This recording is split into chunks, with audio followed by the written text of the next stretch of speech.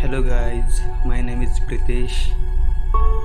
तो कैसे हैं आप सब? आशा है आप सब अच्छे होंगे। तो आज मैं आपको एक कहानी सुनाने वाला हूँ। तो यह कहानी छांदोग्योपनिषद से ली गई है। इस कथा का नाम है अग्नि द्वारा उपदेश।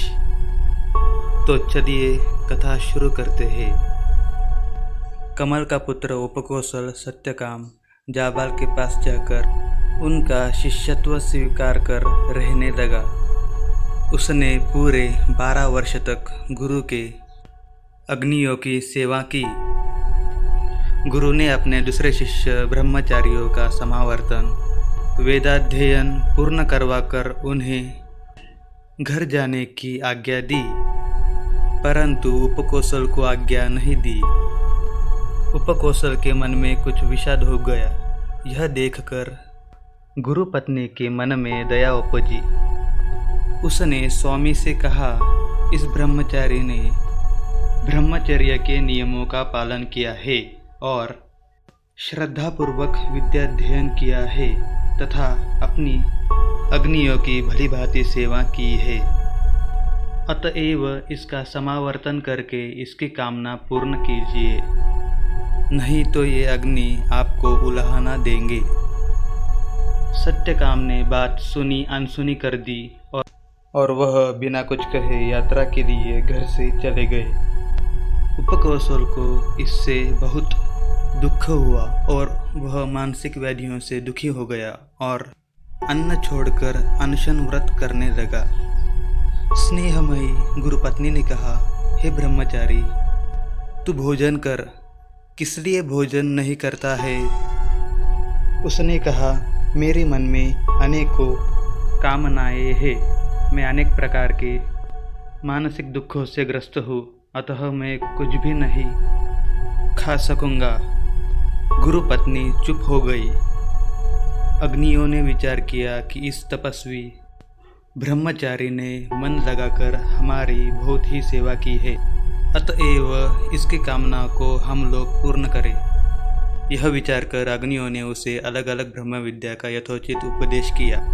उपदेश के अनंतर सब अग्नियों ने मिलकर उससे कहा, हे सौम्य उपकोसल, हमने तुमको अग्नि तथा आत्मा का यथार्थ उपदेश किया है। अब तेरे आचार्य आकर तुझे इस विद्या के फल का उपदेश देंगे। कुछ समय बाद गुरु यात्रा से लौट आए। उन्होंने शिष्य को पुकारा। उपकोसल, उसने कहा, भगवान।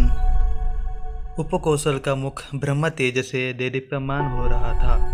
उसकी समस्त इंद्रियां सात्विक प्रकाश को प्राप्त थी।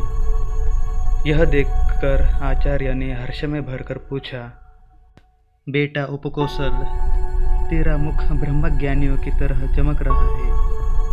बता, तुझको किसने ब्रह्म का उपदेश किया? किसी मनुष्य से उपकोसल को उपदेश नहीं मिला था। इससे उसने स्पष्ट न कहकर सांकेतिक भाषा में कहा, भगवान, आपके बिना मुझे कौन उपदेश करता? ये अग्नियाँ पहले मानो और प्रकार से थे, अब आपको देखकर मानो डर से रहे हैं। संकेत का अर्थ समझकर आचार्य ने कहा, वत्स, अग्नियों ने तुझे क्या उपदेश किया? उपकोसल ने अग्नियों से जो कुछ प्राप्त किया था सब कुछ कह सुनाया। सुनकर गुरु बोले, वत्स, इन अग्नियों ने तो तुझे लोक संबंधी ही उपदेश किया है।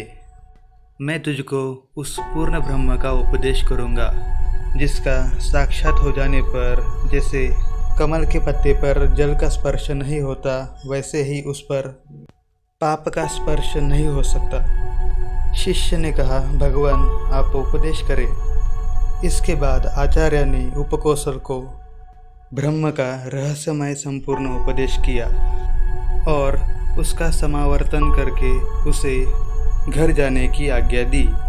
तो इस प्रकार यह कथा यही समाप्त हो जाती है। आपको यह कथा कैसी लगी मुझे कमेंट करके बताएं। तो मिलते हैं अगली वीडियो में। जय श्री कृष्ण।